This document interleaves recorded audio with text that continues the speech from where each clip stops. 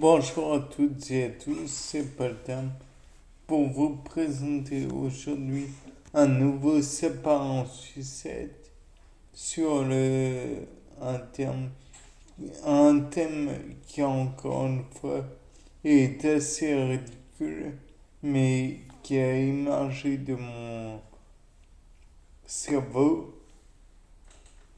qui est un petit peu bizarre.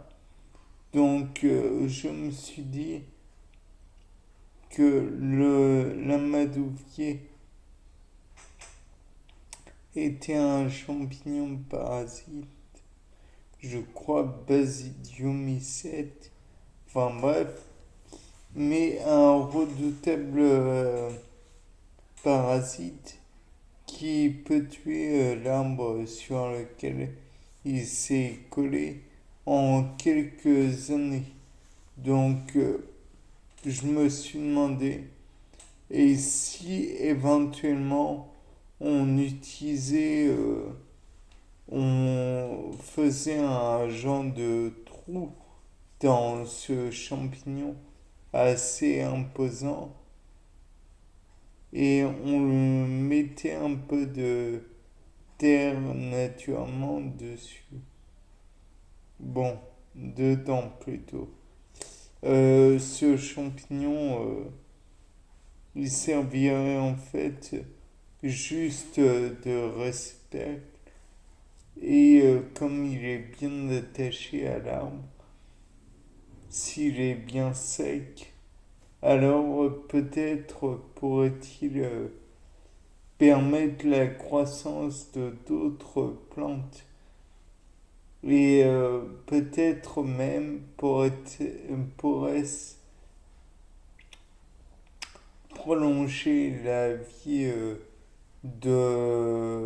comment dire, de l'arbre sur lequel il est fixé, puisque, comme vous l'aurez compris, il aurait d'autres possibilités,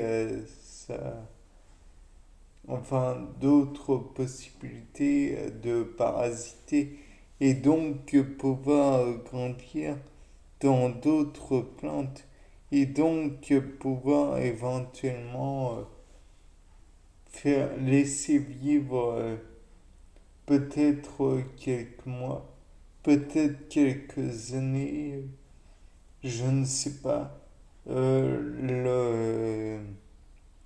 l'arbre qu'il parasite.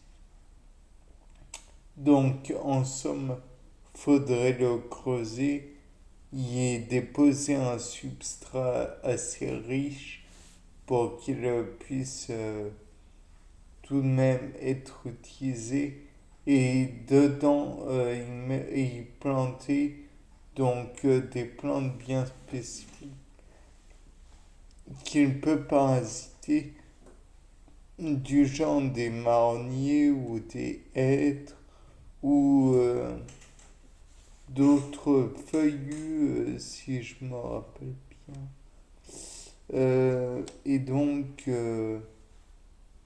pouvoir se développer comme il faut en somme. Et à terme, peut-être que ça pourrait même produire un genre de symbiose entre les arbres pour finalement survivre plus facilement à la à l'attaque de ce champignon, le Fomes fomentarius, donc amadouvier pour simplifier la chose. Et à terme, on pourrait aussi y planter donc peut-être d'autres arbres. Mais là, le problème en fait, c'est que peut-être que l'amadouvier serait trop, comment dire, trop mou et pas assez rigide. Donc, pour maintenir la plante que l'on voudrait ajouter.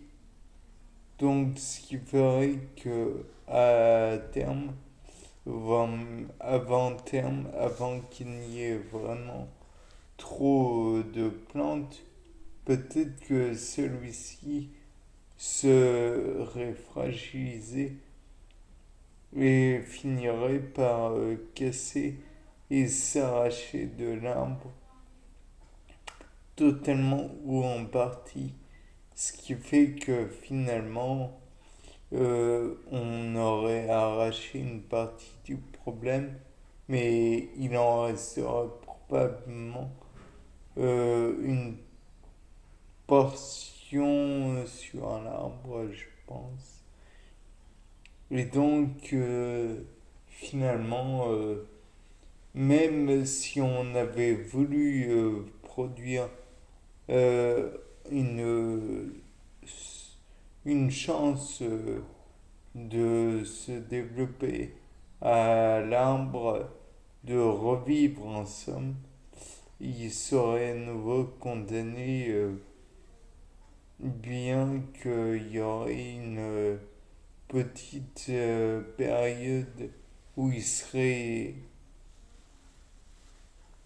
soigné le temps que le champignon reprenne de la vigueur et finalement reparte à l'assaut de l'arbre. Certes, on peut envisager aussi que par la chute, il y a aussi eu par la suite plutôt l'arbre que l'on a planté dans le champignon qui, a, qui s'est suffisamment développé et qui par la suite finit par devenir un hôte de l'arbre parasité par le champignon auparavant, qui devient finalement pas la proie, mais disons l'hôte indésirable peut-être de, de la victime. Bon, certes, l'arbre parasité pourrait aussi faire une symbiose. Donc, il servirait à la fois de porte-greffe, porte, ouais, enfin, porte, voilà. Et en même temps, il pourrait chercher à obtenir des minéraux ou d'autres substances de l'individu sur qui s'est collé à lui, que l'on a fait développer en lui. Peut-être que par la suite, par exemple, si à la base c'était un charretier, un marronnier, peut-être que par la suite on va planter une châtaigne dans la terre que porterait le Fomes fomentarius. Et par la suite, donc, il va y avoir un échange. Et donc, peut-être que ça pourrait donner des châtaignes. Mais bon, faut pas espérer non plus des grandes choses puisque c'est de grands résultats, puisque c'est une expérience peut-être bancale, mais qui a le mérite de jamais avoir été faite, ou je n'en ai pas connaissance du moins. Et donc, par la suite, on peut envisager la possibilité que le châtaignier qui aura été sur un marronnier va soit rester bien inclus en prenant la place du mycélium des champignons, du Fomes fomentarius, et finalement s'enraciner dans l'arbre. Bon, ceci est peut-être un petit peu... Voilà. Mais dans tous les cas de figure, pour que le marronnier ait le maximum de possibilités de survivre, je pense qu'il est bon que l'on y mette pas mal de victuailles, de bien amender les sols ensemble. Parce que s'ils doivent être deux à manger, ça va être dur. Bien, c'était pas le thème. Au revoir.